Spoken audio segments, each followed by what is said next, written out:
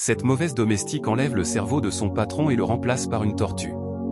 Sans savoir que, derrière elle, se trouvait sa patronne, animée par des esprits de bienfaisance.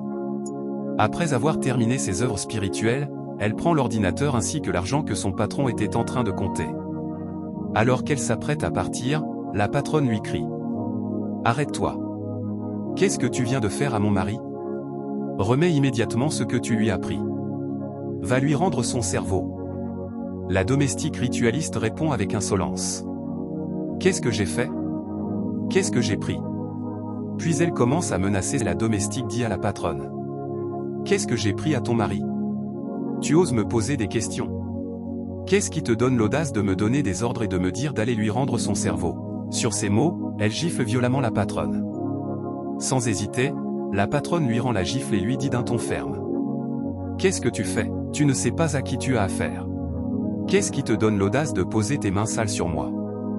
Tu oses me frapper? » La domestique, surprise, recule d'un pas et se dit en elle-même. « Vraiment, elle m'a giflé ?» Elle reste un instant figée, incapable de croire ce qui venait de se passer et la patronne s'approche de la mauvaise domestique, touche le collier qu'elle porte au cou et lui dit « C'est grâce à ce petit collier que tu te permets toutes ces grimaces et toutes ces pratiques. Va dire à celui qui t'a donné ce pouvoir, que ce soit ta mère ou ta grand-mère, que tu es tombé sur un os. Tu ne pourras rien faire dans cette maison. » Furieuse, la domestique gifle la patronne. Sans reculer, la patronne lui rend aussitôt la gifle. Les deux femmes commencent alors à se disputer violemment. La domestique, étonnée, murmure.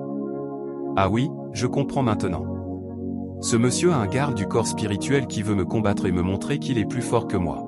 Si tu oses encore lever la main sur moi, je te tuerai avec ma puissance. Tu verras de quel bois je me chauffe. » La patronne éclate de rire et répond avec assurance. « Toi, tu ne peux rien contre moi. Tout ce que tu tenteras dans cette maison sera sans effet. » La mauvaise domestique commence à jeter des sorts contre sa patronne. Mais rien ne fonctionne. Aucun de ces sortilèges ne produit le moindre effet. À son tour, la patronne riposte par une puissante attaque spirituelle. La domestique ressent une douleur insupportable. Tremblante et vaincue, elle comprend qu'elle n'a plus le choix.